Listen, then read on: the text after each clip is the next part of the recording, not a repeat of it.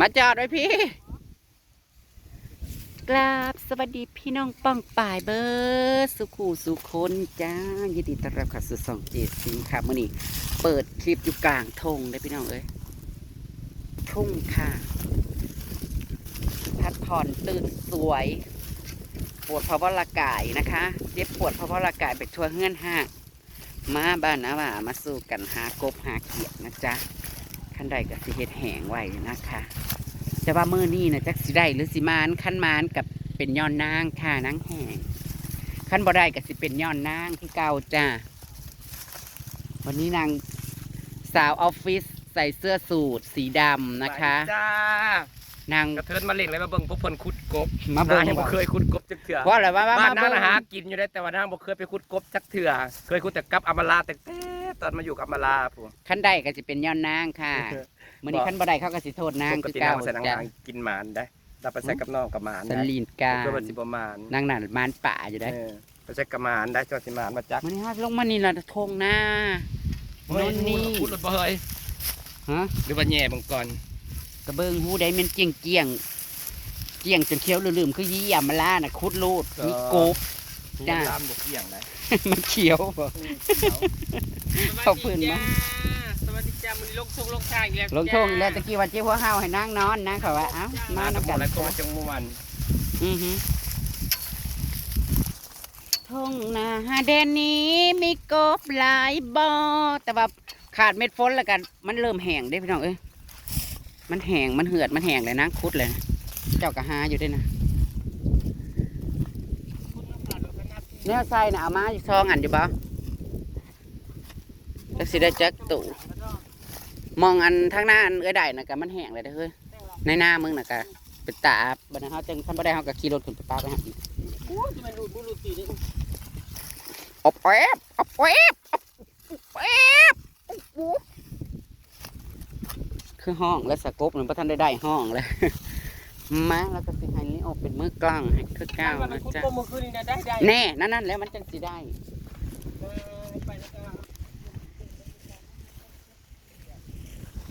อะไรฮูจิโร่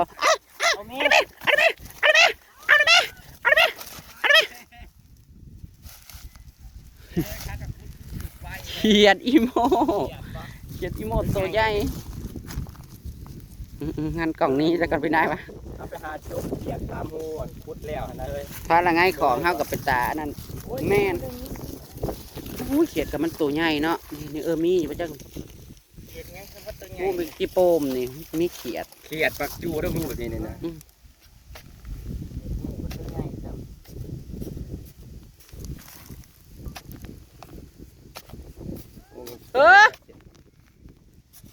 นั่นพ่อกบแล้ว กบกันนะ นักตุยพ่อกบแล้ว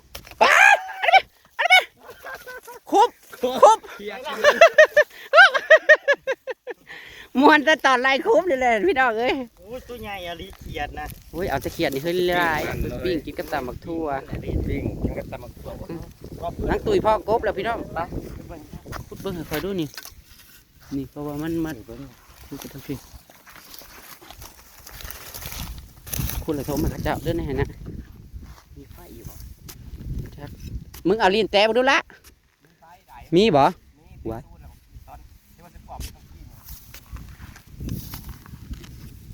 ข้างหน้าเขาจะปขาดบ่เฮ้ยโทรมาให้กระเจ้า เนี่ยนะเฮ้ยเนี่ยนะ งูอุ้ยบ่ได้เบิ่งได้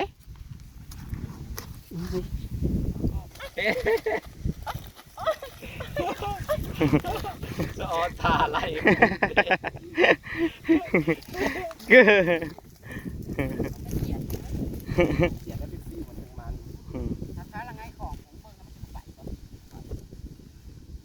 มาหู้นี่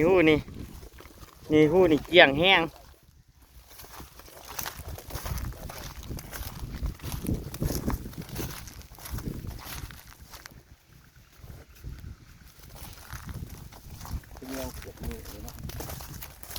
โอ้เกียดตัวโคตรใหญ่เลย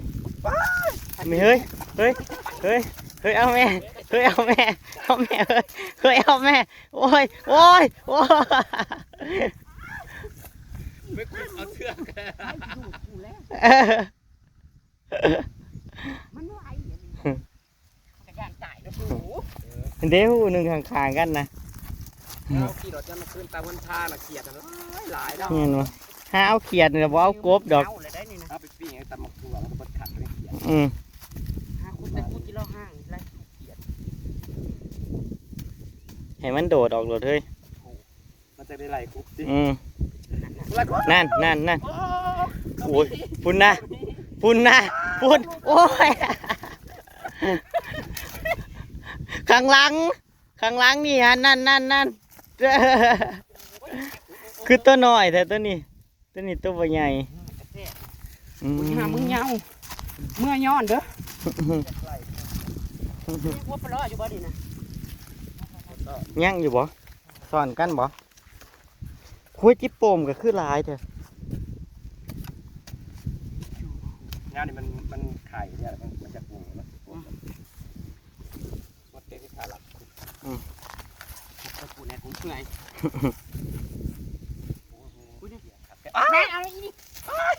ข้างหลังโอ้ยกามไปบุญแล้วโอ้ยบ่ได้ซ้ำโอ้ยแต่เสียดาย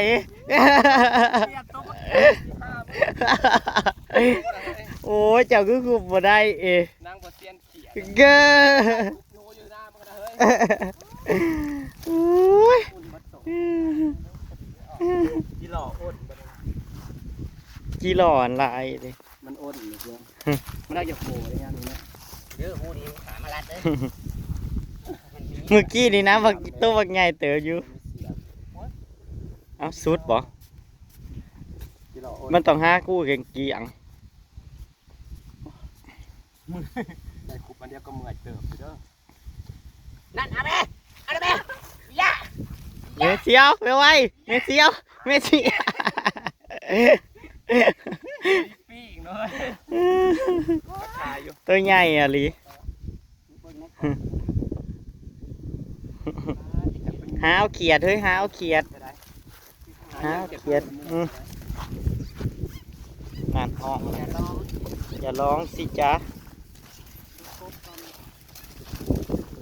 คูบเขียดมั่นเลยพี่น้องเลย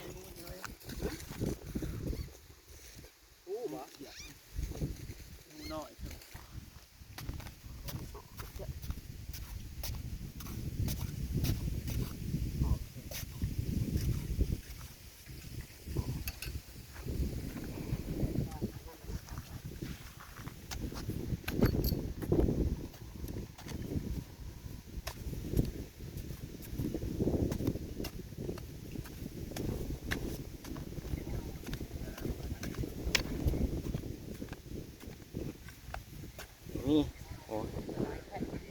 ปล่อยมันชัดตัวหน่อย มันสิโดดให้คุบอยู่วะ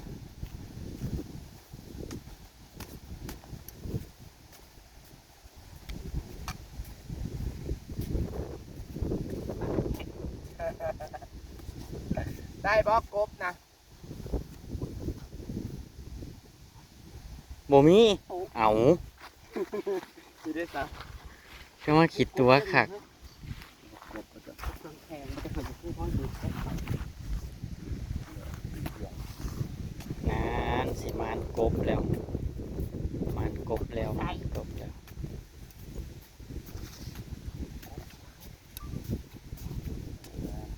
แน่ใจ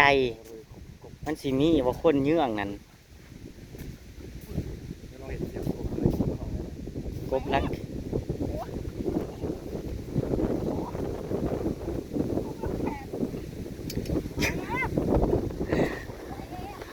ลมแห้งกระดอเครียดอีแอบเครียดหมูพี่น้อง เจ็ดสิมูดูน้อย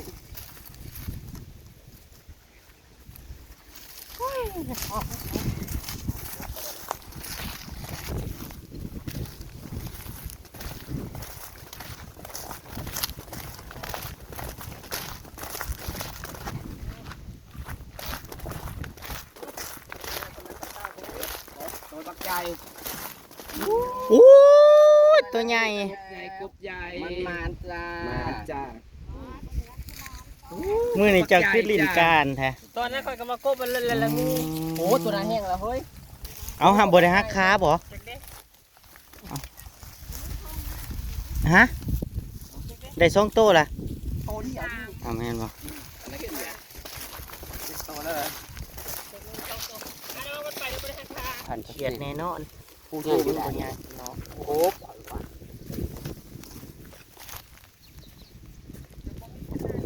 กบเนาะ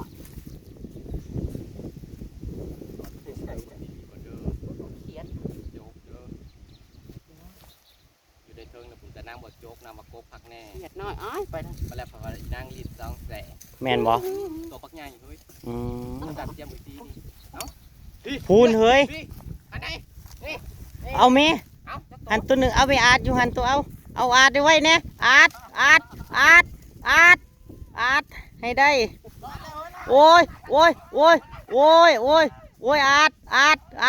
โอ้ยปล่อยมันซะโอ้ยอีน้อยเอ้ย โอ้ยแต่เสียดายเขียด ตามมีกุ้งให้น้องนะ อืม ผมก็ได้ปล่อยแม่อยู่นะควายแม่จะยังเลี้ยงควายอยู่นะ โอ้ยควายอีกโอ้ย ควายยังคือ ควายนั่นโคตรนั่น มันเลี้ยงหาโตกตัว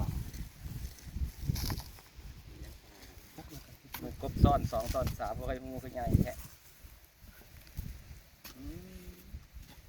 อุ้ยกบอะไรนี่กระปูโอ้ยกระปูตายนะต้มมึง แง่มึงอ่ะ หมูอาดก็คืออันนี้บอก คือมินแท้ แล้วพ่อกระปูก่อนกบแล้วพ่อกบมีกระปูอยู่ ง่ามไปดีดอกพักกระแง่ ทำไมไม่เจอไม่มาหันเลยเนี่ย ทุกคนมีหู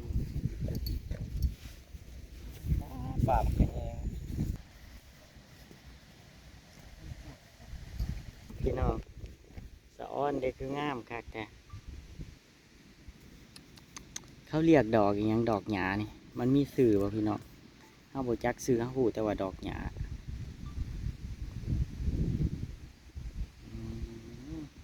เป็นไงเป็นป่าเลยซัมลาเวนเดอร์พวกพี่น้องแมนเบิดยังมือแรกเนาะพี่น้องเอาโต๊ะมากางปิกนิกคักขนาดได้นี่ อากาศเย็นๆเนี่ยมือแรกงามคัก กบเลย ไม่มีกรบไม่มีกรบ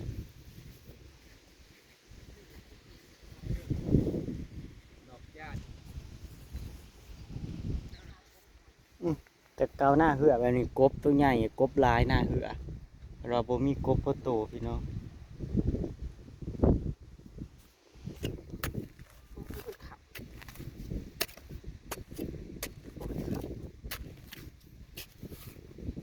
แสดงว่าหน้าทงกบมันบ่มาอยู่กบมันบ่อยู่พี่น้อง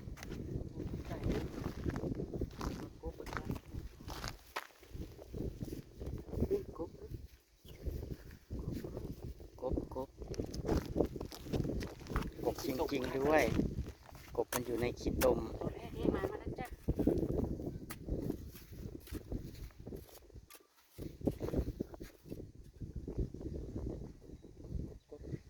เปื่อนเลย มีการจกเลยเพิ่นโอ้ยตัวบ่ใหญ่ บอดี้ปิ้ง ตัวเล็กๆเอง มัน มานแล้วพุ่นได้ลายหู้อยู่ ก็จะได้เรื่อยๆได้บัดนี้ ลายหู้อยู่พุ่น ว่าอะไรต้นหนึ่งปุ๊บจะได้เรื่อยๆได้บัดนี้ มันไม่ได้ เริ่มต้นหนึ่ง กับ ก็ แจ ได้ ว เรื่อยๆดอกไม้สวยจังเลยให้มันสวยเลยดอกอันนี้ เขาเอิ่น เอาไปใส่อยู่ในดนแล้วก็ น่าสิอยู่ได้ด้นอยู่ใส่น้ ใส่ทั้งหากนี่เนาะ ำบ่มีบ่ งามแล้วก็จะเอามันงามเป็นดอกไม้สดกันนะ ก็ยังหู้เกี่ยงอยู่เว้ย มันออกไปอยู่นู่น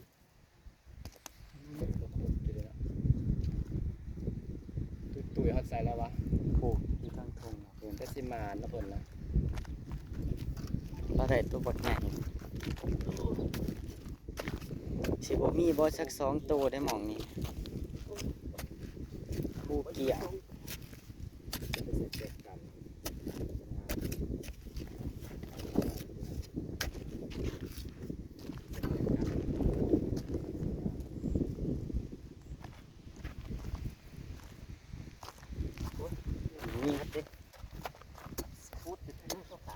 งามแล้วเอาไปใส่ใจกันนะงามคักสมมุติว่ามันขึ้นในแคมน้องเจ้าเนาะโอ้ยคือสิงามเลยมันขึ้นในแคมน้องเอาไปปลูกได้บ่ว่าต้นนี้มันมีดอกบ่มันมีหมากบ่ มีได้บาทครับ เอาเจ้าแบบว่าเนาะมาตัดเอาแล้วก็เอาไปวานถิ่มไว้นั่นแถวเดินแถวนั่นให้มันเกิด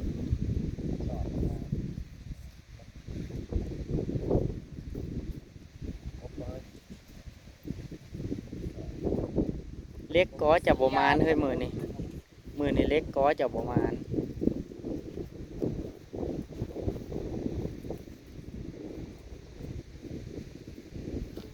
นั่นเล็กนี่ของกินกับหมู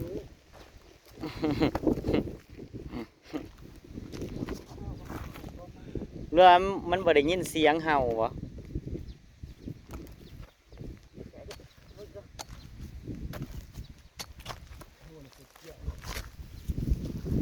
เล็กก็มานะ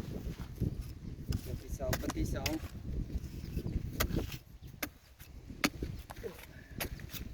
ถ้าแถวหน้าเกณฑ์เฮาว่าได้สั่วเลยเนาะฮู้แบบนี้แถวทางกบมันอยู่แสดงว่าทางนี้เขาเยื่องหลายกบอีหลีบ่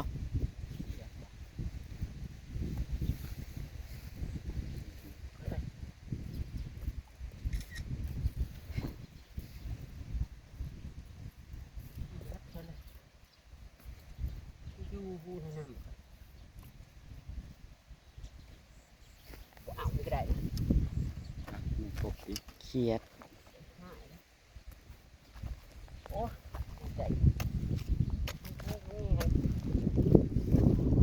คนหมานหากบบ่หมานนี่หากบบ่ได้นี่ ปกติ เสีย นั่นคื ชื่ อ อ หมา เบิด อันวะ เออ เป็นทางเข้ามาไอ้ดีบ่นี่ เสียชื่อเบิด ใครได้มึงนั่นแหละ จุดสีให้พุทธอนะไว้กอสอทราบ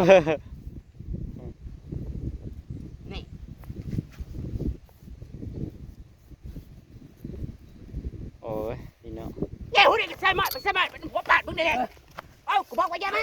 เคยมาก็ยังมานี่งู ใส่สูตรนี่นะ มีแน่นอน ใส่สูตรหากบ ใส่สูตรนี่นะ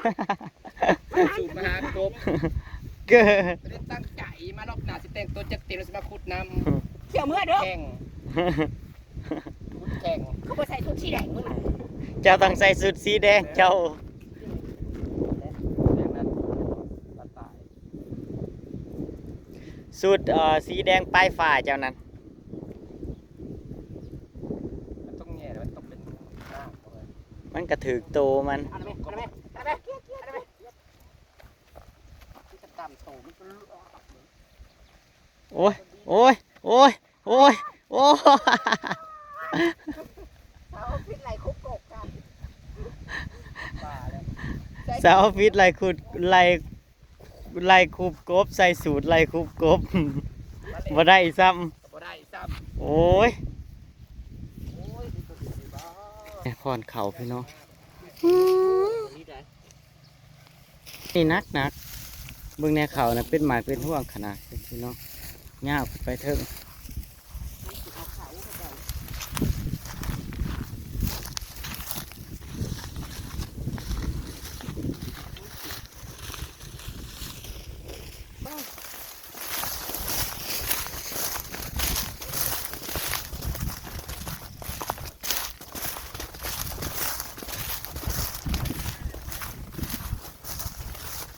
เฮ้ย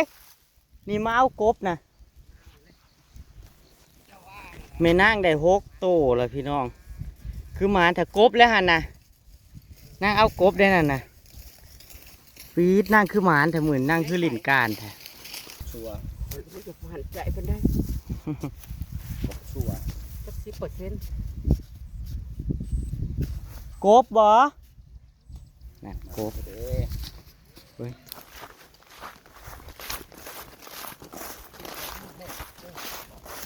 ตัวที่เท่าไหรล่ะ ตัวที่หก จ้า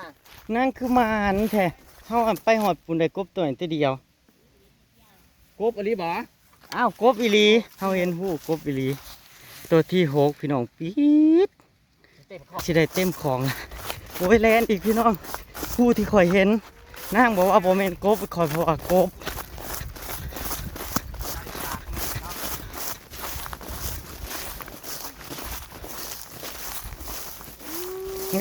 เจ้าของกับบ่แม่นเจ้าของว่า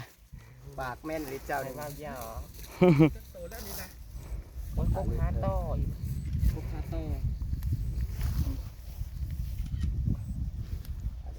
ไม่ได้ต่อกบ เขาก็ได้ซองนี่ก็มา ไม่ได้ซองหมอ เพิ่นน่ะสิเต็มกับของล่ะ ได้กบ6 ตัวจ้าจ้าจิจ้า ถ้าคุณจะต้องว่าบุมีกบอะไร ตูแล้วบอกกินอะไรสักกันเนาะ ไม่ใช่ฮะเขาก็ได้บ่ได้ได้แข่งไม่ได้ตุ้ยๆนั่นเอ นี่คือมาหมานแต่ เก็บเองนะนี่แหละพี่น้อง เดี๋ยวปลักบอกว่าคิดตัวผู้บ่าวมาหันเป็นดอกหญ้าก็มีคุณค่าได้ผู้บ่าวหันนะคะเป็นดอกหญ้าก็มีคุณค่าผู้บ่าวหัน สะออนน้ำบ่เขา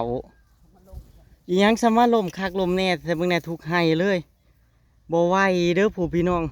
ย่าวขึ้นไปผู้แมนเบิดนะที่เขามันลมโอ้ยเป็นตะเมื่อยแทนเป็นตะเมื่อยแทนเขาพี่น้องซุ่มข่อยกระพึ่งเนี่ยเกี่ยวเขาลมแล้วกบแล้วพี่น้องกบ ไปทางคุณละบุมีกบคุณ อุ้ยเฮ้ยผู้นี่ ยังบ่ กบบ่จักนี่รุ่นพี่น้องสิตัวน้อยหรือตัวใหญ่ได้ตัวที่3ส่วนเมเซียวตุยพี่น้องได้6โตเลยจนกับของนักคึกจะเป็นนั่งมาดมือนี่ หกสูตรในโลก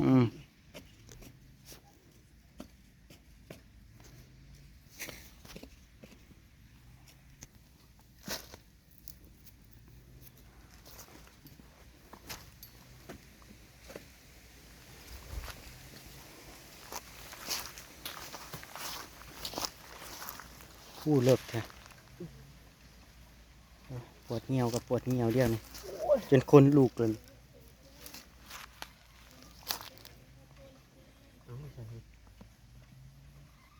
นิสัยหูมันนะ ว่ากบ โลกเอลิตัวตัวเองคุดจนเมื่อยผัดว่าตัวตัวเองโอ้ยเนาะ นี่คือลายจ่ายแท้ ผู้พอคืออยู่พี่น้องแต่มันบ่ออกก่อนให้ได้6-7โตคือเมเซียวตุยนะวะ คุณจุ่มมือกับตัวตัวเอง คุดจนเมื่อยเพราะว่าตัวตัวเองมันมีกบอยากหัว เลิกแท้ โอ้ยจับกระแย่ก่อนติมันบอกมาน้ำใหม่ก้อจะหันละเฮ็ดใหม่โลด นี่นะมันบ่อยากคู่ แย่แล้วมันบ่ได้ก้อกบ หูกบว้า อะลีตัวใหญ่บ่กบนั่นไงก็ค่อยว่าใช่ละ กบ เห็นบ่เดี๋ยวพี่ กบอีกแล้วตุ้ยๆนะ เห็นบ่ ตุ้ยๆได้กบอีกแล้ว ตื้อๆก็ได้กบอีกแล้ว ตะปูเป็นตะสังแท้ อื้อหือ แล้วมันอยู่กับตัวใหญ่ กั เนาะ บ ก อี บ ปูจ้ะ พอดีกบใส่ ตัว เลย นี้ นะ นะบ่ง่าย ไม่เสียวได้กบอีกแล้ว ตะปูอยู่เนาะ ไม่เสียวได้กบอีกแล้ว ต้นไม้ที่มันขับ นี่เด้อเฮ้ยผู้นี่เที่ยงอยู่ อือหูตัวใหญ่ ตัวใหญ่บ่สู้ขึ้นสิซูม ให้มาทำตุ้ยๆนะเฮ้ย เอาให้มันทับตุยๆเอา เม็ดเสียวได้ เอ็ด ปี๊ด เอ็ดดูหน้ามันแข็งแห้งปู่อ่ะจ้ะ ตัวที่7นั่งได้ตัวที่7 เด้ออุ้ยกูกำลังตัวที่สี่ 3 ตัวกบเอ้ย โอ้ยกบอีกแล้ว ใหญ่ อุ้ยหูจังสิกะมาทั้งผีแต่แรกก็ดี ตัวบักใหญ่ ตัวใหญ่เฮ้ยรอบนี้อุ้ยมวนเด้บัดนี้ เอาไว้มันจะมา หาบัดนี้หาหู ปูเดียว2 ตัวเล่นบ่เอ็ดเอิดแรงมันมาแล้วเว้ยเฮ้ยมันได้กบมานี่โตแหงมันมาแล้ว ยอมกูไล่ มันมาเลยแหงมันมาแล้ เก้ ว มาทานนี่กุ้ยทากูนะ แหงมันมาเลยเว้ย ปลากุ้ย คือบึงกบแล้ว มีกบเขาสิอู้ยน้องไปเสียเวลาหาอยู่หัน เสียเวลาหาอยู่หัน พวก ตัง เราต้องบุมมีมันน่าเหือ มาทางผีก็ดี มาทางผีนาซีซ้ำเม็ดกันกับมีเสียวตุยแล้วแหละ กบแน่นอนก็เพิ่มได้หลายกว่าอีก อืม กบฮักก็ไม่ได้อยู่นี่เห็นแล้วกบเฮ้ย มันตัวใหญ่น้ำได้กบปีนี่เว้าก็เว้าซาที่ได้แต่ละโตวนะ ของฝนมันดีแต่หัวปีแล้วกบมันได้ออกลูก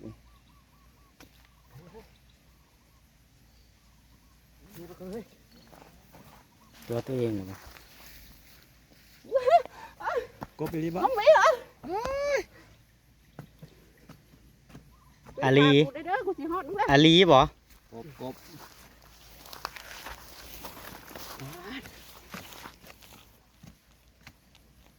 มันเลิกแท็กพี่น้อง อ้าวเราได้กบอีกแล้ว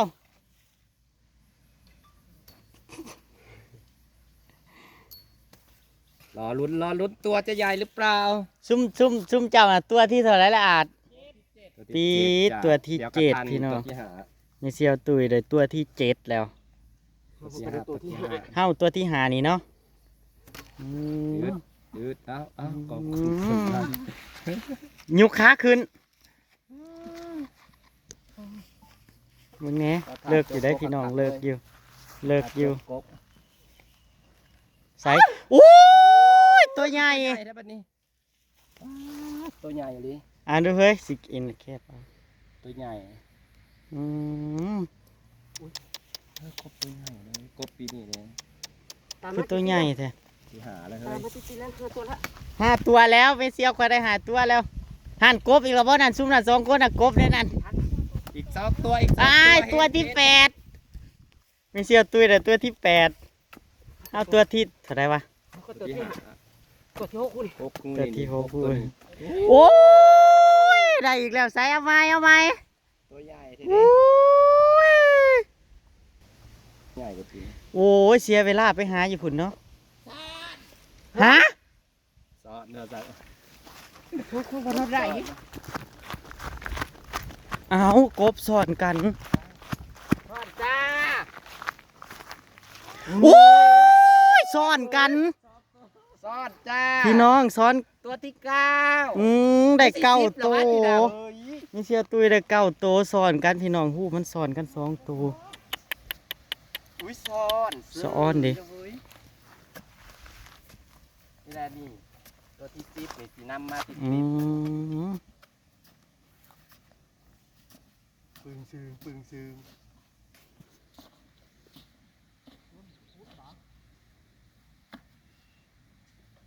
อ๋อ ก็คือเลิก จะ แท้ มาเลิกแต่บัดนี้ โอ้ย แต่กระปูตัวนี้ โอ้ย ยอมเด้อ คือชุดละ มือนี่มานคักตุยมานคักมือนี่ มันจ้านี่เด้นี่เฮ้ย มันต้องเกี่ยงไดฮู้ แม่กลางหน้านะผู้อัดแต่ว่าได้ ปัญหาอยู่ผมก็เห็นอยู่ เจ้าหาเพิ่นแล้วไม่เสียวอยู่นี่ ใช่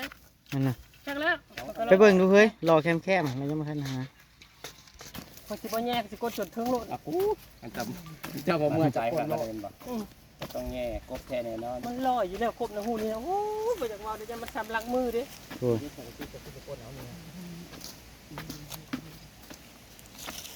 นั่งมันใจ ครบอัด กบรีบ หัน เฮ้ย กบอลีเจ้าผัดกายเฮ้ย เอ้ยบ่ได้ เบิ่งแน่ กบไปประมาณใจกับมันใจลิแทเนาะพูดมันก็เป็น ตัวที่10 เสียนอีหลีจ้า โอ้นั่นยุ่งอึ้งอยู่นี่รอนี่สิคนวาดอยู่เฮ้ย วันนี้เป็นวันของนางนะ เลิกก็บ่ได้เลิกเนาะเฮ้ย ตื่นๆหนึง ปี๊ดแสดงว่าคนเขาบ่ทันละมาหา มันก็ได้10ตัว วันนี้เป็นวันของนาง กำลังได้10ตัว2 2 สิ 5 ไล่เพิ่นเป็นแห่งกายไก่ซ้ำเฮ้ย เฮาได้แสดงว่า6เนาะหา ตัวยาดับไก่โอ้ตัวยาได้ ตัวยักษ์กิโลบเหรอ ตัวนี้เป็นโลกตัวสิทันเตกระดับกาย อื ที่ ม ตัว โอ้ยเขาหันน้ำแต้มไปเท่าใด แห่งกะไหลที่ อืม แห่งกะไหล มือนี้สินการลิ้นการคักมือนี้ แม่นาง มัน พี่น้อ ซ่อง นกันแล้วได้10แล้วเด้อสวัสดีจ้า เมเสียวหันเกี้ยงอยู่ดีน่ะ ถ้าคนกบ โอน ได้อยู่ หันอืม แต่ฮอด10อยู่ นางได้10โตมือนี่จะเป็นเก่ง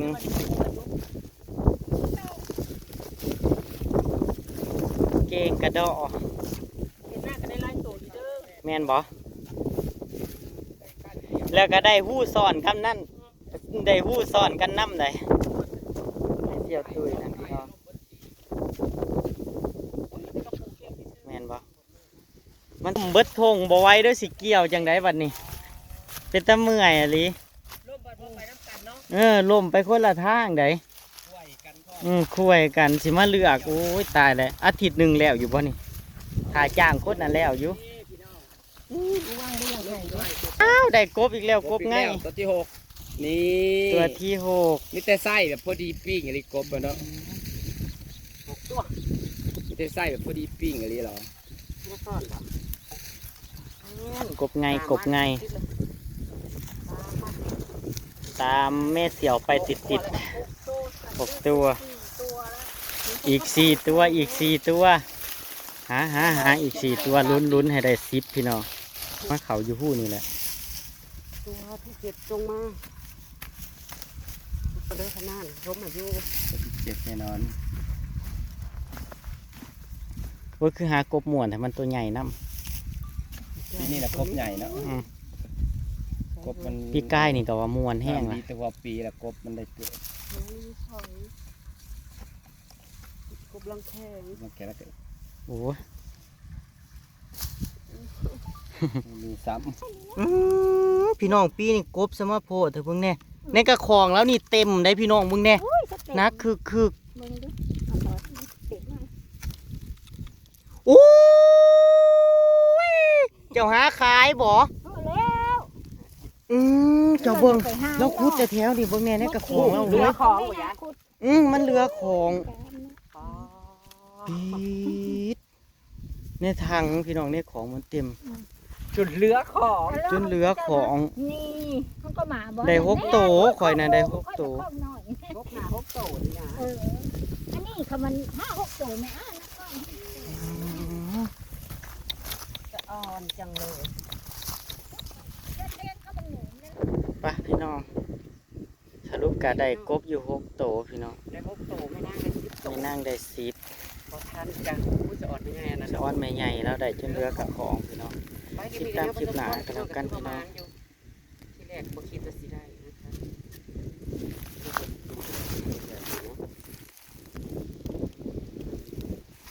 มีตัวใหญ่นะพี่น้องไป หน้าแล้วกัน สวัสดีครับผม